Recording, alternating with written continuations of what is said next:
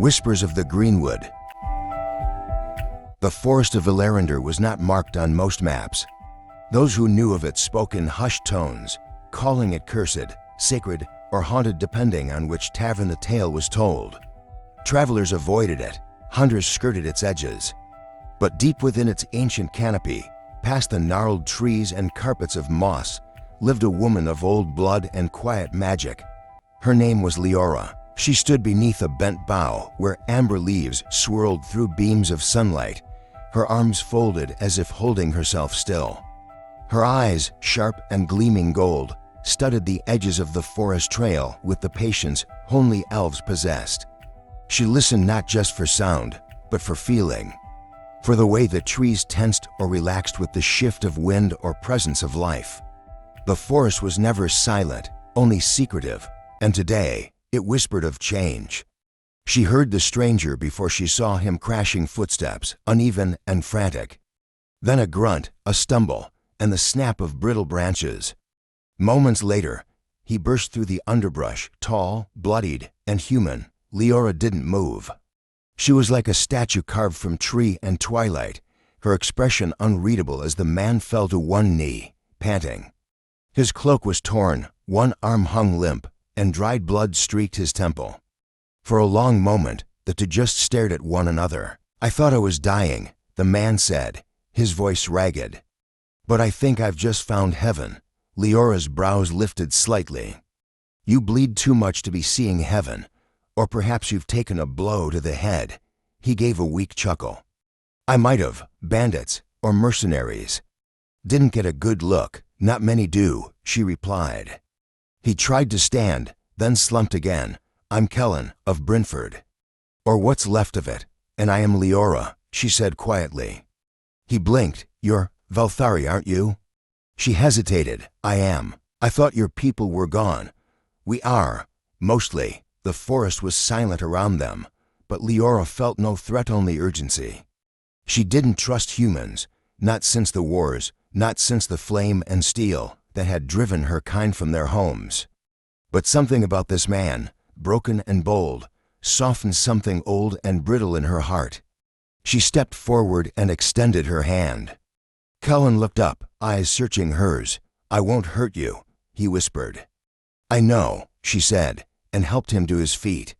Liora led him through a maze of ivy and twisted oaks, the paths known only to her. Moss muffled their steps, and ferns closed behind them like secret doors. After what felt like hours, they emerged into a clearing encircled by willows, where a small spring bubbled from stone and a canopy of red and gold filtered the sky. "This is beautiful," Kellen breathed. "Few find it," she said. "Fewer deserve to stay." Kellen gave her a tired smile. "I'm honored, then. Or at least lucky." She eased him onto a bed of moss and fetched a satchel from within the roots of a hollow tree. From it, she pulled herbs, bandages, and a vial of golden sap. "You'll need rest," she murmured. "You don't have to do this," he said. "I'll manage." She gave him a look that silenced him. "You would die without help."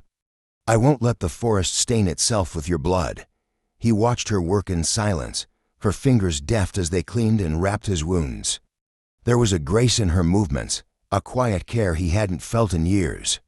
He wondered how long she had lived here, alone among trees and whispers. When she was done, she sat back on her heels and studied him. "You carry more than wounds," she said. Kellen looked away. "I've seen things, done things. Things I'm not proud of. War, survival." Liora nodded, understanding more than he said. As days passed, Kellen's strength slowly returned.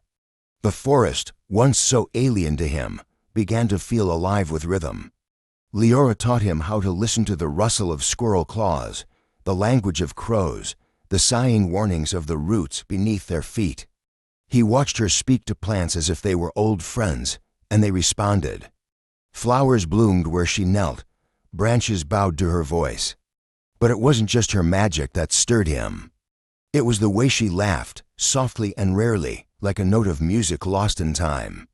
It was the way her eyes caught sunlight and held it, how her fingers lingered when she handed him a bowl of water or mended a tear in his sleeve. He'd never known anyone like her, not in the bloodied towns of the borderlands, not among soldiers or kings. She, too, felt it.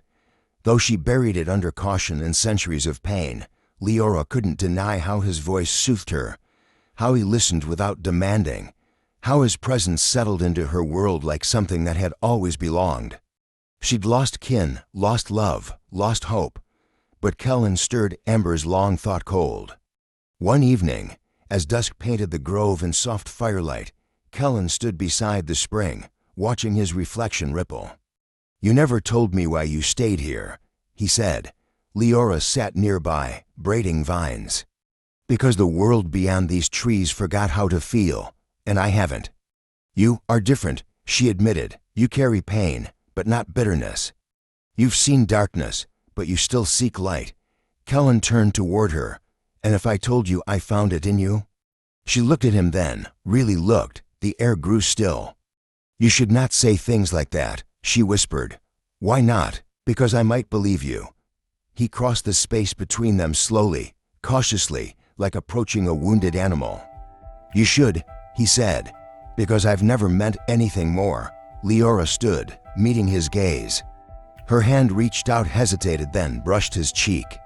They kissed under the ancient tree, where the leaves burned like sunset and the forest held its breath.